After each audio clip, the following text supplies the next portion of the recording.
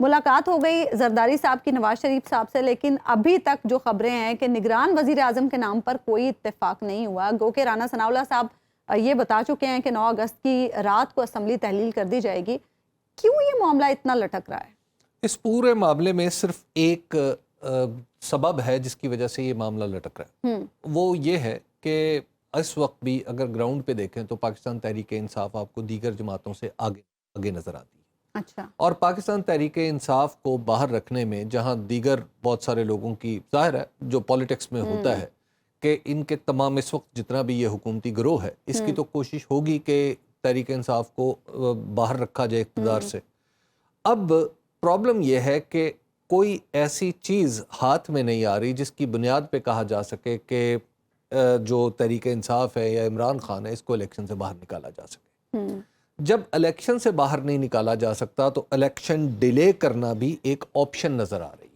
اچھا. یعنی ایسا نہیں ہے کہ الیکشن ہی واحد آپشن ہے اور دستور سے یک محبت اتنی بڑھ گئی ہے کہ جناب الیکشن تو بر وقت ہونے چاہیے. لیکن ایسا پیپلز نہیں پارٹی ہے. تو اس بات پر یکسو ہے. سوائے پیپلز پارٹی باقی اس کھیل کے جتنے بھی فریق ہیں وہ الیکشن کو آگے لے جانا چاہتے ہیں. اچھا. اور آپ کو یہ عرض کروں کہ اسی سلسلے میں اسحاق ڈار صاحب کا نام بھی آیا تھا. اچھا. وہ تو اسحاق ڈار صاحب کو چونکہ پالیٹکس کی سمجھ نہیں ہے, وہ ان کی ویسے تو انہیں اکانومی کے بارے میں بھی ان کا جو حال ہے وہ اللہ ماشاء اللہ ہے, لیکن بہرحال پالیٹکس میں انہوں نے جو کیا, جو حرکت فرمائی, ان کا نام باہر آ گیا تو اس کے نتیجے میں پھر ایک پوزیشنز بن گئی, پولیٹیکل پوزیشنز بن گئی اور ان کا نام اس لسٹ سے نکل گیا.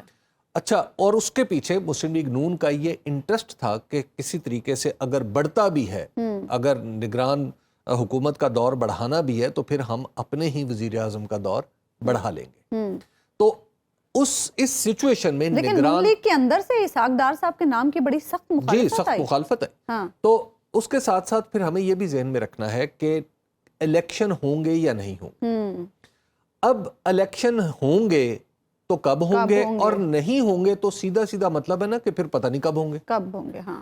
اب پیپلز پارٹی اور مسلم لیگ نون وہ الیکشن میں اس حد تک تو مان سکتے ہیں کہ ٹھیک ہے دستوری مدت سے کہیں کام آگے بھی نکل جائے تو کوئی مسئلہ نہیں ہو, لیکن الیکشن کب ہوں گے یہ اختیار ان کے پاس رہے.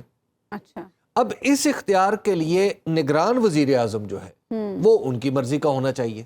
اسی لیے بار بار سیاستدان کی بات ہو رہی ہے کہ سیاستدان آئے گا, وہ سمجھے گا, اور جب اسے کہیں گے تو اس وقت وہ الیکشن میں چلا جائے گا. تو انہیں روکنے والا کون ہے؟ لگا لینا کسی سیاستدان کو, کوئی فیصلہ تو کرے. ہوتا یہ ہے کہ جب آپ وزیر اعظم بن جاتے ہیں تو پھر آپ کی ترجیحات بدل جاتی ہیں. اچھا. پھر آپ کو بہت سارے ایسے کام کرنے پڑتے ہیں جو آپ کے پولیٹیکل ماسٹرز ہوں وہ پھر ان کی مرضی کے خلاف بھی ہوتے ہیں. کیونکہ وزارت عظمیٰ ایک ریاستی ہوتا ہے. وزارت عظمیٰ جو ہے وہ کوئی بچوں کا کھیل نہیں ہے کہ کوئی ایسی بات نہیں ہے کہ آپ ایک دفعہ لگا لیں اور پھر ہٹا دیں, پھر لگا لیں اور پھر ہٹا لیں. یہ کوئی افسر کو لگانا بھی ہو تو بڑا سوچنا پڑتا ہے, چیز ہے کہ نگران وزیر اعظم کو لگانا. تو اس وجہ سے حبیب صاحب ہم نے پہلے بھی تو دیکھا نا, جب پچھلے انتخابات ہوتے رہے تو نگران وزیر اعظم کا تعین بہت پہلے کر لیا جاتا تھا. اس میں صورتحال اس طرح کی نہیں ہوتی تھی نا. اس میں پی ٹی آئی کا ڈر نہیں ہوتا تھا اتنا زیادہ.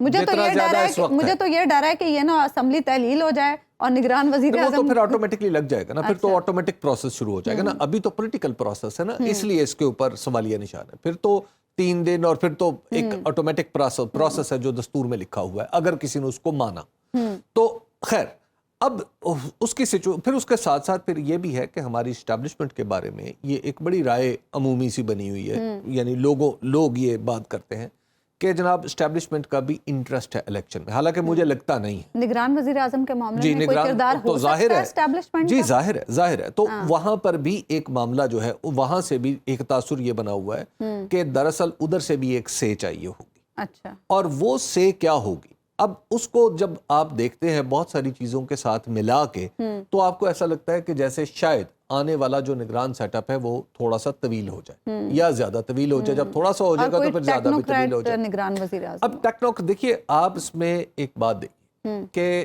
ابھی ایس آئی ایف سی بنی ہے. ایس آئی ایف سی وہ ابھی ریسنٹلی بنی ہے.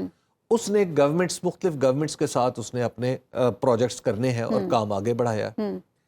آپ اسی طرح خانیوال کا ایگریکلچر فارم کا آپ دیکھ لیجئے کہ وہ سامنے آیا ہے. اسی طرح وزیرستان میں جو کاپر کی کان ہے وہاں پر جو کاپر کی ایکسٹریکشن ہو رہی ہے اس کے اوپر کام ہو رہا ہے.